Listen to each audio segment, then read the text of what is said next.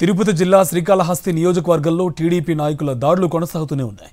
Srikalahasti municipality పరిధిలో రాజీవ్ నగర్లో నిర్మించిన జగనన్న నవరత్నాల నిలయాన్ని ధ్వంసం చేశారు.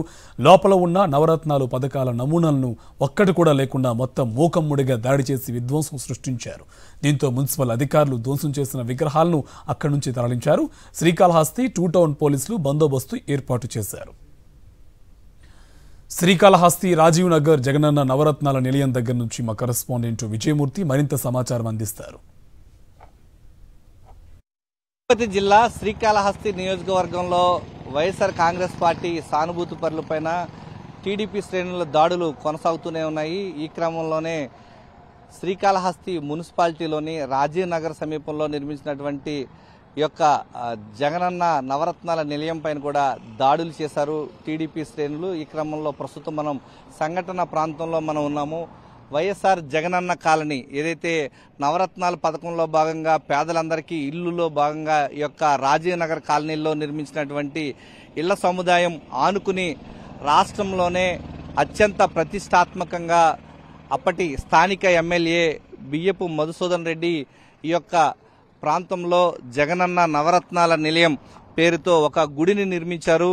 నవరత్నాలకు సంబంధించినటువంటి పథకాలన్నీ కూడా కనిపించే విధంగా ప్రస్ఫుటంగా ఈ యొక్క గుడి ఆవరణలో ప్రత్యేకంగా వాటిని నిర్మాణం చేయడం జరిగింది. ప్రస్తుతం మనం చూస్తూ ఉన్నాం ఈ యొక్క ప్రాంతంలో నిన్న అర్ధరాత్రి ఒక్కసారిగా ఈ యొక్క టీడీపీ శ్రేణులు దాడులు చేసి మొత్తం శిలాఫలకాలన్నీ కూడా ధ్వంసం చేశారు.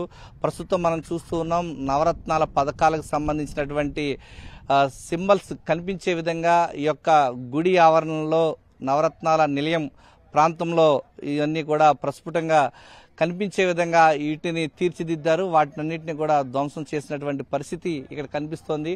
ప్రస్తుతం మనం చూడొచ్చు ఈ యొక్క జగనన్న కాలనీలో ఈ యొక్క నవరత్నాల నిలయం పేరుతో నిర్మించినటువంటి యొక్క ఆలయం వద్ద ధ్వంసం చేసినటువంటి చిత్రాలన్నీ కూడా శ్రీకాళహస్తి మున్సిపల్ అధికారులు మున్సిపాలిటీకి తీసుకువెళ్లారు. 2 టౌన్ పోలీసులకు ఫిర్యాదు చేయడం జరిగింది. ఇక్కడ ఉన్నటువంటి శిలాఫలకాలన్నీ కూడా ధ్వంసం చేశారు. ప్రస్తుతం ఈ యొక్క ప్రాంతాన్ని పోలీసుల బందోబస్తు నడుమ ఎలాంటి ధ్వంసం చేయకుండా మిగిలిన వాటిని కూడా కాపాడేందుకు పోలీసులు పటిష్టమైనటువంటి బందోబస్తు ఏర్పాటు చేసినటువంటి పరిస్థితి కనిపిస్తోంది.